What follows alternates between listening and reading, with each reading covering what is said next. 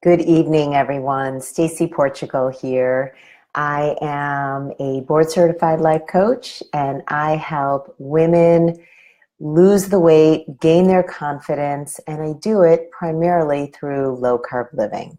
So tonight, I really wanted to discuss the simplest method for balancing your macros so you can lose some stubborn weight and curb your cravings. But I also want to discuss the why. Why are macros important? Shouldn't we be counting calories? So first off, let me just say that I've been on the low carb bandwagon about 3 years now. And I notice, and I felt the same way, that it's really easy to be overwhelmed by macros. So today, what I really want to do is make sure that you have a thorough understanding of what macros really are and why they're important for weight loss. And I'm also going to give you a pretty simple step-by-step so that you can balance your own macros and get the results you deserve on the scale. So if you are on, or even if you're watching through replay, go ahead and say hello. I would love to know who's on. I would love to know, are you more of a calorie counter, or do you actually balance your macros? Are you a macros counter? So you can type in calories or macros, and we'll do a little poll to see where everyone is. Okay, so the first thing I want to talk about is help you to understand why not calories? Why are we even talking about macros? I don't know about you, but I was raised counting calories. So it does sort of bring up the question, why aren't calories as relevant as we thought they were? What's really changed? So let's start with the calorie theory of weight loss versus the endocrine theory of weight loss. So the calorie theory, as most of you know, is simply calories in versus calories out. And the theory is that your body needs a certain amount of energy, and if you have an energy, and calories are energy, and if you have a calorie deficit, then you will lose weight. Pretty simple, pretty easy to understand, I'd say. Here's been my experience, not just with myself, but with many clients over the past several years, is as we get older, and that age is going to be a little different for all of us, but as we get older, suddenly you may notice that counting calories does not mean as much. It does not produce the results that we're looking for. I mean, I lost weight painfully slow for a year, and then it took me many years to really understand that, hey, maybe I shouldn't be paying attention so much to calories. Hey, Anne, good to see you. Tell me, Anne, are you counting calories or macros? That's the, I'm doing a little questionnaire tonight. So whoever's on, calories or macros, just type one of them in. So anyway, so it was really frustrating for me, and I truly could not get the results that I felt like I deserved for all my hard work by counting calories. So there's that theory of weight loss. And then there is the endocrine theory of weight loss. And many of you know what that means, but if you don't, your endocrine system is all about your hormones. And this is not just relevant to like female hormones. As many of you know, insulin is what we know is largely in charge of whether you are storing or burning fat. And there are other hormones that are in charge of whether you feel full, whether you feel hungry. And we also know that cortisol is responsible for whether or not you are gaining weight or losing weight. So let's put the hunger and fullness hormones aside, because they're not super relevant at the moment, but they are hormones. But the cortisol, like people who have a lot of stress do have a harder time losing weight. And we know this to be true. It's really just a pretty simple fact. Think about prednisone, people who have to go on steroids, basically. They're powerful anti-inflammatories, and they're used for a variety of conditions. Prednisone is called a corticosteroid because it actually increases your cortisol. And that is why you might notice for yourself or for people you know, when people are on steroids, they do tend to gain weight. Okay, yes, I'm glad that you like it. So now let's really talk about insulin. And insulin itself is a hormone, and it's a powerful director of whether or not fat is being stored or fat is being burned. It's really known as the like the weight gaining, the fat storing hormone.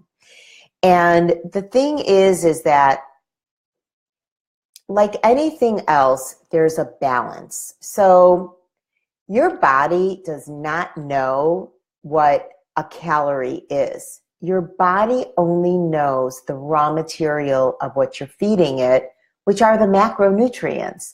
Macronutrients, think of it as just the food groups. It's protein, fat, and it's carbohydrates. Those are really the main macronutrients that we're going to be talking about tonight.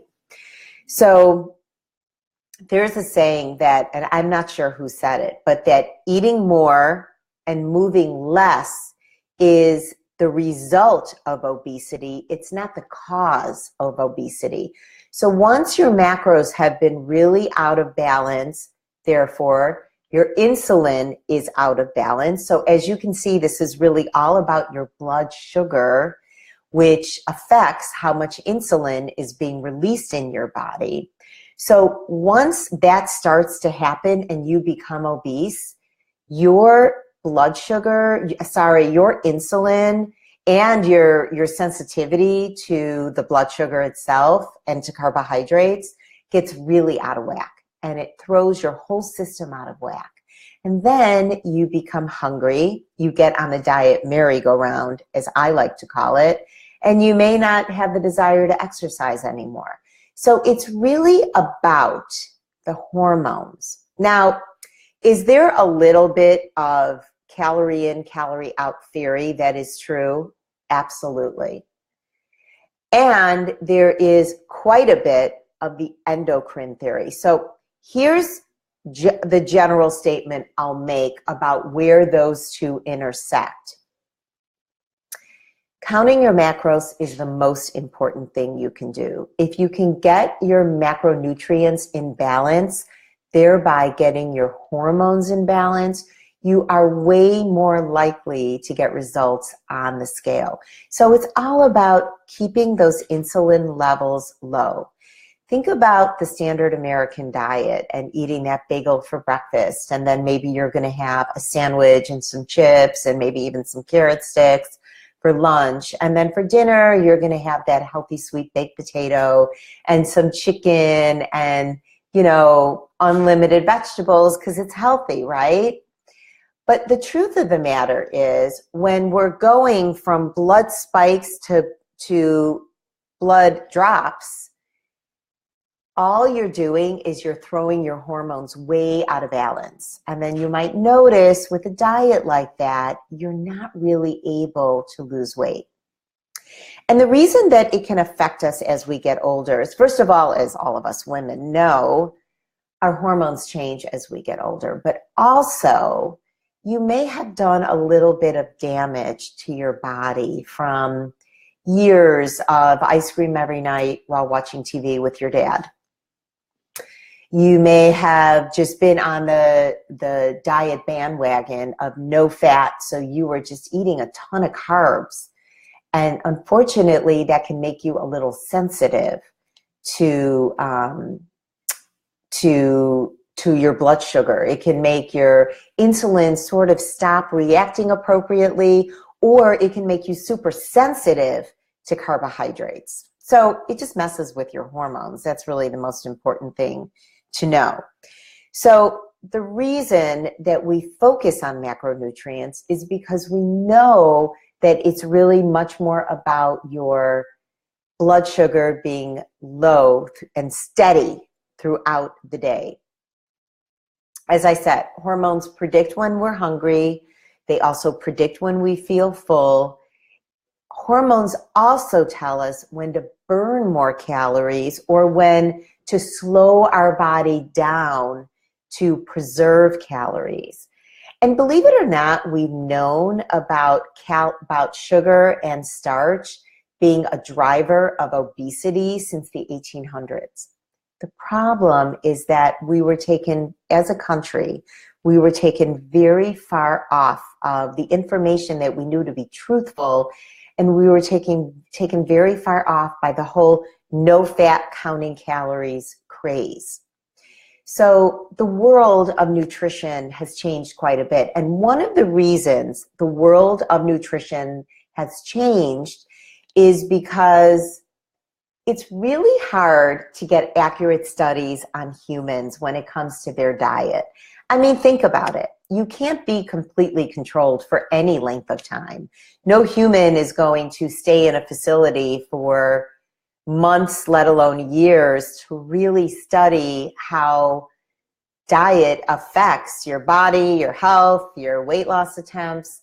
So I think this is truly part of the reason why the world of nutrition seems way more confusing, and why it is confusing, and why information and knowledge does seem to change. Now, do we think we know everything right at this moment? Of course not. But we do know, and it's been studied and proven time after time again, starting in the 1800s, we do know that your hormones being balanced by the way of insulin is the most important step you can take to lose weight and get healthy. Okay, is everyone with me? Give me a yes or a thumbs up if you're with me. Also, if you're watching, I really want to know, do you count calories or do you count macros? Or as Anne says, she counts a little bit of both. I really want to know. So go ahead if you're watching. I know more than just Anne is on. Go ahead and just type in. Just let me know, calories or macros. Okay, so let's sort of now get into how we're gonna balance our macros. And this is what I have found is a very simple method that is going to help you sort of get a handle on all this information. And I'll say it again, I know it can be very confusing. I work with people, I don't even know how many people I've worked with. I couldn't really guess right at this moment, but it's been several years. And I know that even from my own experience, that it is really confusing when you're talking about macros. And I have people who've been with me for 8 weeks and they're still not fully clear on how to balance their macros. And it really does take time. So if you're struggling a little bit with that, whether you do low carb or ketogenic, my custom keto is all about people who want a personalized plan so they can know what their perfect solution, their optimal number of carbs are for them, so that they can lose weight and get healthy. And whether you're doing ketogenic or just a low carb plan, this information is for you. So here goes. The first thing I would want you to do is to start with MyFitnessPal. And that's what I recommend all my clients do. You're going to want to kind of set your macros. And before you set your macros, give yourself like a week so you can see where you're at.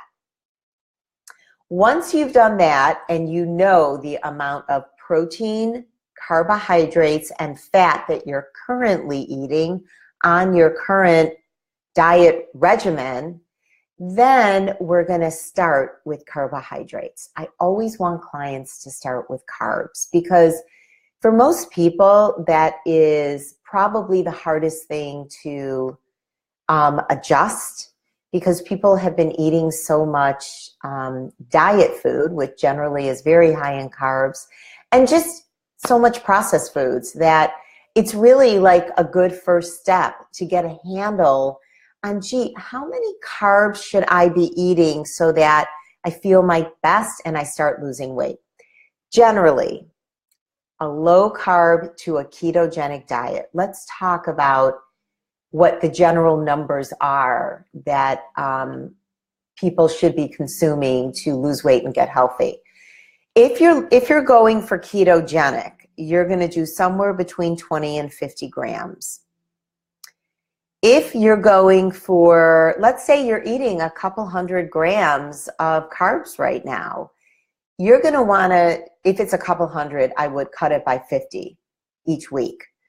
So 150 grams, 100 grams, that might be low carb for you. But whatever it is, you want to find the level of carbohydrates in which you feel good and you start noticing the weight is coming off. And the beautiful thing about going low carb or ketogenic is you're going to notice the weight loss and the fluid loss, that water loss, immediately. So you know if you're in the right range. You will start going to the bathroom more, kind of losing that fluid. You're going to start feeling good. The scale's going to start going down. And that's where you should stop, at least for the time being, okay? So generally for a ketogenic state, it's considered 20 to 50. 20 to 30 is probably the most common, but some people eat as much as 50 and they're ketogenic. And you don't have to be ketogenic to lose weight. That's why in my custom keto, we really sort of look at a variety of carbohydrate levels. Okay, so once you get your carbohydrates like pretty well under control, then I want you to start focusing on how much protein you're eating. So I'm going to give you a very general number, and it's really more up to you to know what's right for your body. Generally, women need about 50 to 75 grams of protein per day. Now, this could change based on some personal stuff for you. Maybe you're a weightlifter, maybe you're much younger, much more active. So there are a few variables, but the best thing to do is to start with a higher number. Look at where you're at right now, and maybe you can just bring it down to 75. Maybe you want to just bring it down to 95. And then see how your weight loss is going. Once you determine those two numbers, fat fills the gap. Remember that. Fat fills the gap. So I'm going to type that into our comments right here. Let's see if it'll let me. Yes, it did. So fat fills the gap, and you are going to now start eating, start filling in with fat so that you feel really nice and full, but not stuffed.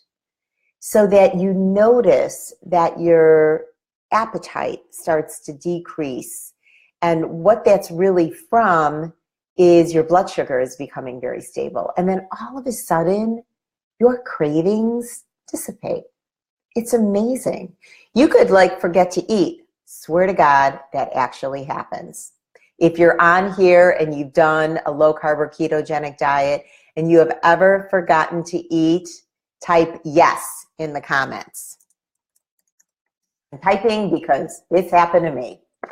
Okay, so now putting the whole picture together, and if you guys have any questions, now is a really good time to type it in because I'm going to answer as many questions as I can here live which will give you the opportunity to go a little deeper with me right here, right now.